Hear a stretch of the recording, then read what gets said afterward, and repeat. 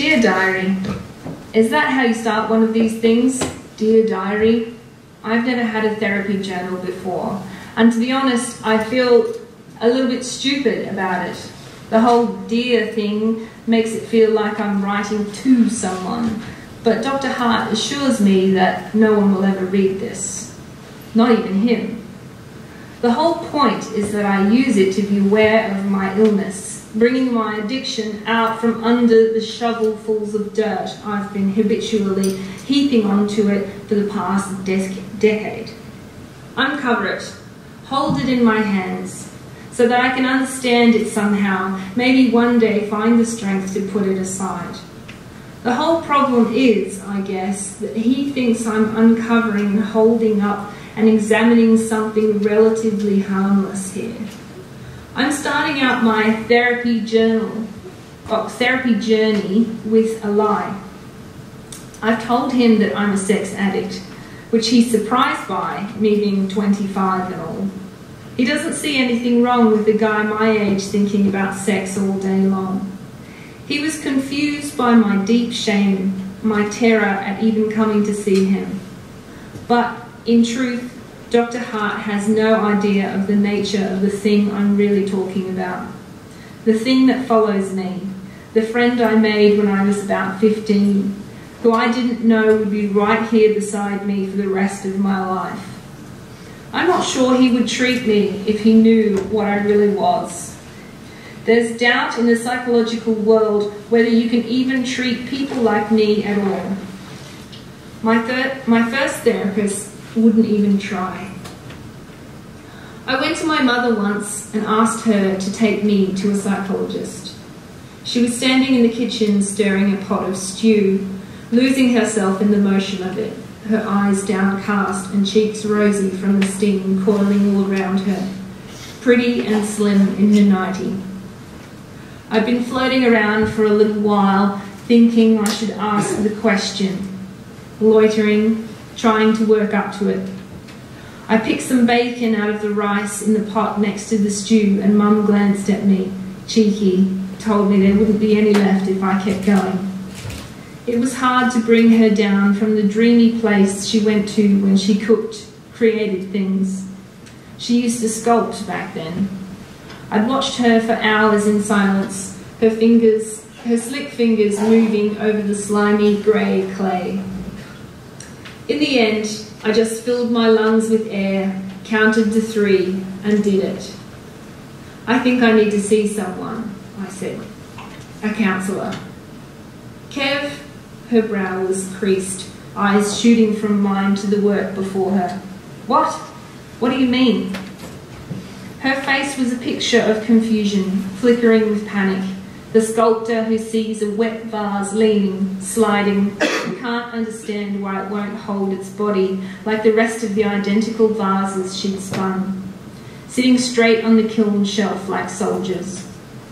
She was the chef who smelled burning but couldn't see it, the expectant mother who feels an odd twinge in her belly, the baby shifting suddenly as though stung.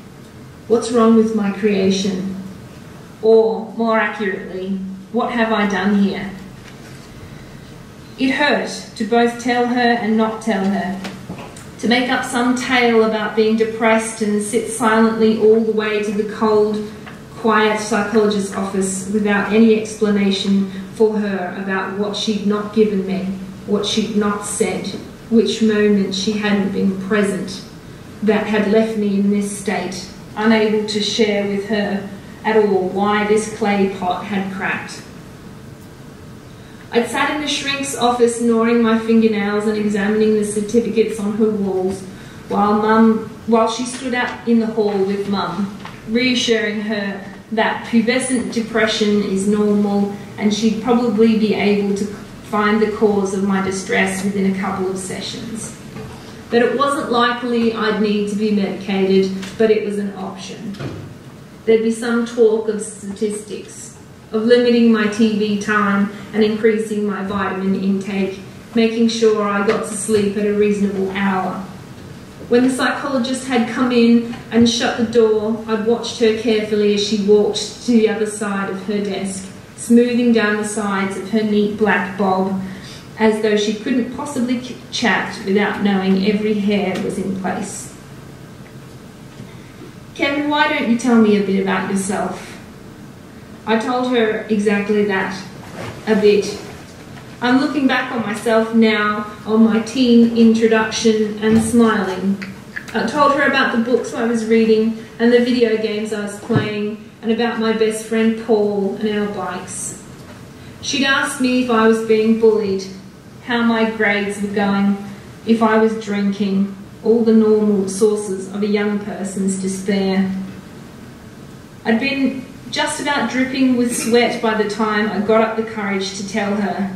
She was leaving me long, gentle silences, trying to let me build up to it, letting the ticking of the clock on her desk mark the seconds that I had left in the session to spill my guts. I licked my lips and looked at the floor, and when I spoke it was over the top of her as she was posing her next question to me. I think I'm a pedophile, I said. Her mouth was still forming a small, tight O from saying, do you, the way she'd been saying, do you, since we started the session. Do you enjoy getting outside the house? Do you spend much time with friends? Do you ever get angry? But now there she was, stuck on the edge of that do you, because I'd done all the things she'd asked me if I'd done, and now she realised it wasn't about what I did at all. It was about what I was. She sat back in her seat and looked at me, and her mouth for a moment turned downwards, making the muscles of her throat pull tight. What do you mean, Kevin? The words were tumbling out of me now. I was hardly drawing a breath between long, rambling, stammering sentences. I could feel the heat climbing into my chest, into my neck, a burning rash that lit the rims of my ears on fire. She listened, hands hanging by her sides, lips slightly parted. I was panting like I'd been running. What sort of pictures? She asked. How did you find them?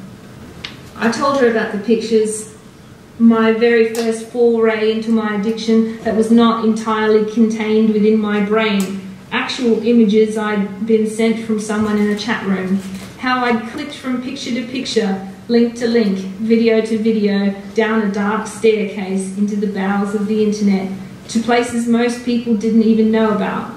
I told her what the pictures were of, described them in all the details I knew perfectly, from lying in the dark, staring at them on my laptop screen beneath the blankets of my bed, terrified that someone might come in and see me with them if I wasn't covered up. I told her how terrifying and exhilarating it had been to see the images of the things I'd been thinking about on the screen, like I'd somehow opened a window in my mind. The things I'd been imagining, that I'd been sure were impossibilities, depraved fantasies, had actually happened somewhere in the world, and someone captured it, and now I could see it whenever I wanted, as many times as I wanted. I was Dorothy opening the door on Munchkin Land, everything suddenly in colour. I told her about how great that made me feel. And I told her about how awful that made me feel. How sick and wrong and vile a thing I knew I must be to think about these things and feel relief that they weren't just inside me. I don't want to do these things, I said. I was hugging myself now, trying to stop myself from shivering. I don't know what's wrong with me. I don't know why this is happening. I've been wanting to ask someone like you what I should do, you know? I mean, should I be looking at these things? If I'm looking at these things being done to these kids, that kind of means I don't have to do them myself, right? I mean, it's not like what those people did was okay, but it's like if they do it, then I don't have to. I was rambling, pleading, and she could see that. But as I kept talking, her face was becoming redder and redder, and the thin sheen of sweat that was starting to pop at the edge of her hairline on the short, fine hairs that proceeded to fluff on her brow. Then she did the last thing I thought she would do. She got up and went out into the hall and brought my mother into the room. and I sat there and listened as she told my mother everything that I just said. I promised my mother, as she sat in the car crying and thumping the steering wheel, that I was going to stop looking at these pictures, stop thinking about little children, stop doing those things to myself in the dark and wondering what the hell was wrong with me. Because yes, there was something wrong with me. I knew that. I knew it was wrong, and I was finished with it. I got it out of my system, talking to the therapist. It didn't matter what the therapist wouldn't see. It didn't matter that the therapist wouldn't see me anymore, had said that she couldn't treat me. I reassured my mother that there wasn't a problem anymore. Lies. It has been 10 years. My problem has never been worse. I acted on my desire for the first time.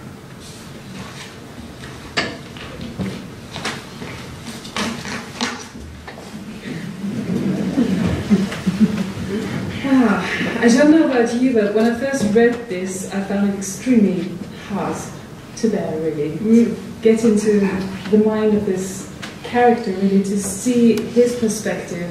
I found it extremely creepy, also. Yeah. And I was wondering, why did you choose to include this perspective and give us these diary entries? Because it's hard. Because as a writer, I think so much writing has come before.